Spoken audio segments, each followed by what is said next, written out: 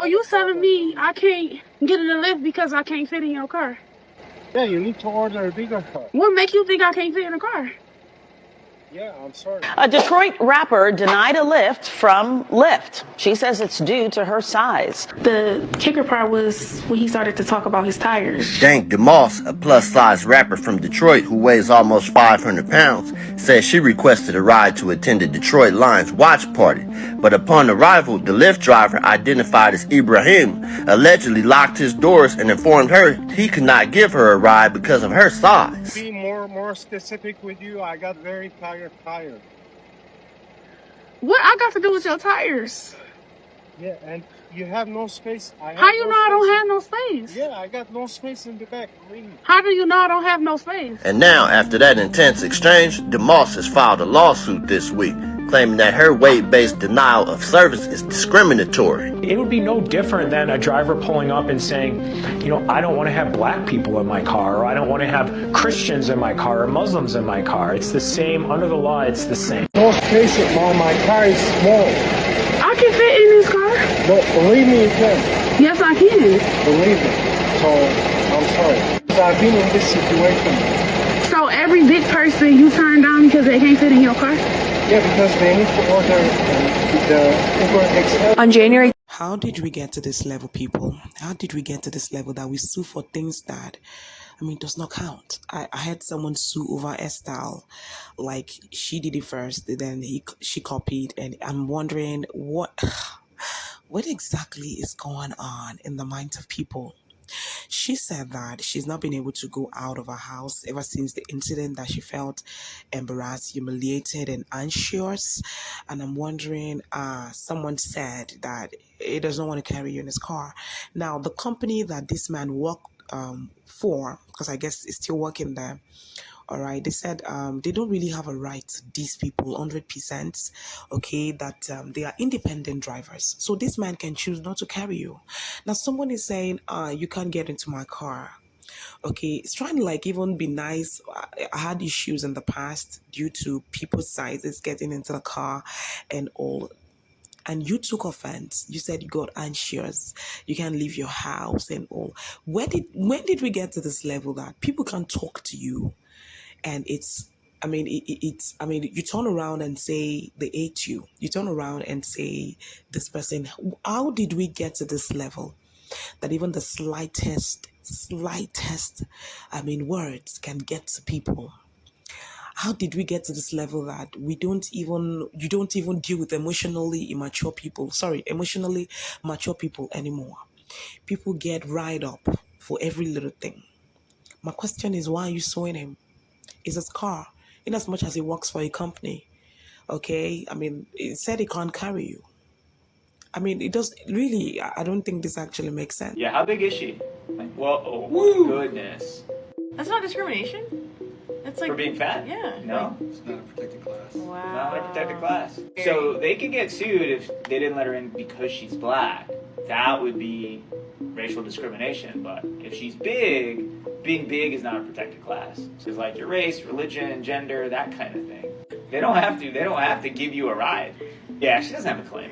No claim. It just seems like a money grab and some attempt at getting some sort of attention. She doesn't have a car? She should walk. How are you suing because you could not get in the car? I'm not what's going on this year? Before I continue, deep dive, full details right here. Link will be on my TikTok page. So the woman, I'm gonna call her Dank D. Moss, is now suing Lyft in a multi-million-dollar lawsuit, people are saying, because she said she was discriminated against when the Lyft driver did not let her into the vehicle due to her size. She has stated on her page that she weighs 500. Mind you, he never disrespected her or her weight. He stated that his vehicle would not be able to handle her size because of the issues it had in it being so low on the floor. And even on Google, it says a person who weighs 500 pounds should not be in a small car due to all the safety issues that would come of it. Lyft policy even says that a driver does not have to pick you up. They can deny picking you up as long as it has nothing to do with race, ethnicity, and disability. Him basically trying to make sure that you and him were safe, that y'all both got home to your family safely, has resulted in him losing his job, and now you suing Lyft? And knowing the United States, she probably gonna win. And this right here is the sad part. I mean, this guy just said everything. She probably will win. And that's the truth. Listen, if I have a car, all right, and I have issues in my car, I mean, carrying a lot of people inside, I'm going to turn you down also, sis. I won't turn you down. I will. I have a right to do that. I don't need to please you.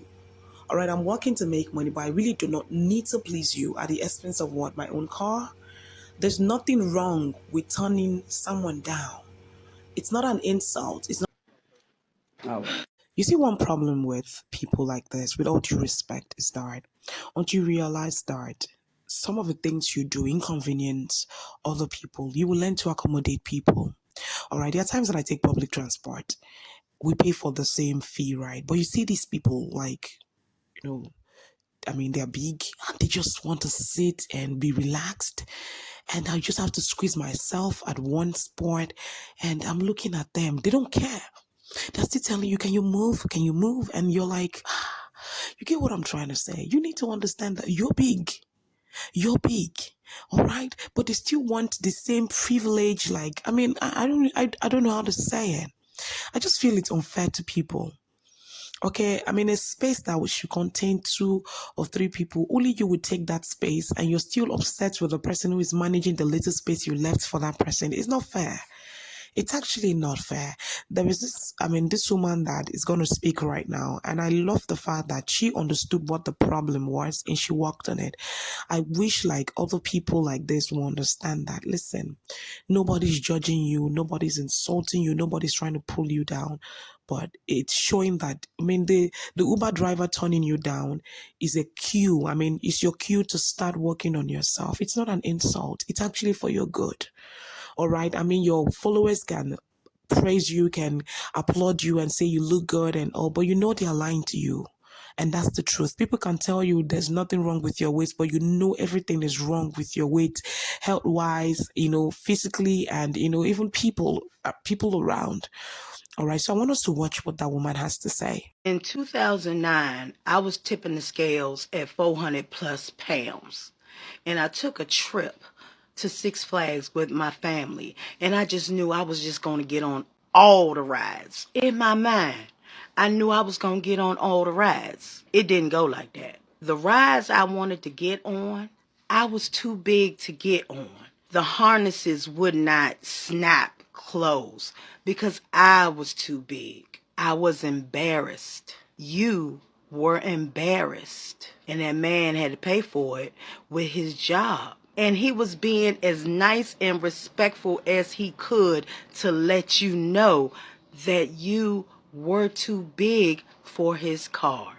You know how big you are. I knew how big I was, but yet I thought I was going to get on all the rides at Six Flags. I made a whole YouTube vlog about it. It's still up today. I walked around that Six Flags park in tears because I realized that my big ass needed to lose some fucking weight. I was in tears and I vowed never to go back to Six Flags until I dropped that weight. And I wanted to get on those rides so badly. So I dropped about half my weight. As of now, I am 240 pounds. And let's just say, when my kids look at me, they be like, oh, Mom, you can really get on them rides now. I'm not bullying you. I'm just calling it as I see it. Because at the time, for me, I didn't see it either. Up until that point is when I saw it. I'm pretty sure other people saw it. I'm pretty sure the workers at Six Flags saw it. But I didn't see it yet. Maybe some of us are just seeing something that you're not seeing yet. And I understand why you're not seeing it. Now, you don't have to lose the weight if you don't want to. That's up to you. I chose to lose the weight because I wanted to get on them damn rides. I also wanted to lose the weight for my health. You suing him now, but let's say you did get in his car and you didn't buckle your seatbelt because you couldn't buckle your seatbelt and you get into an accident. Then what? Or you squeeze in the car with the carburetor already coughing. You still get in there. You don't buckle the safety belt. Next thing you know, the suspension done went out of whack. Muffler on the ground, scraping and causing sparks. And then he sues you for the damages done to his car because you were too heavy and he already told you that. Then what? If you want to be a big girl, be a big girl. But out in the world, their standard is different. And we have to conform to it, unfortunately. But you also have to understand, yeah, they're not going to change certain things just for the big girls. And I don't think it was right that man lost his job for just being honest, because I know some dudes that will pretty much tell you you can't get in their car for any old reason. No, you ain't getting in my car if you eating that. No, you're not getting in my car if you drinking that. No, you stink. You're not getting in my car. And no, you too big. You cannot get in my car.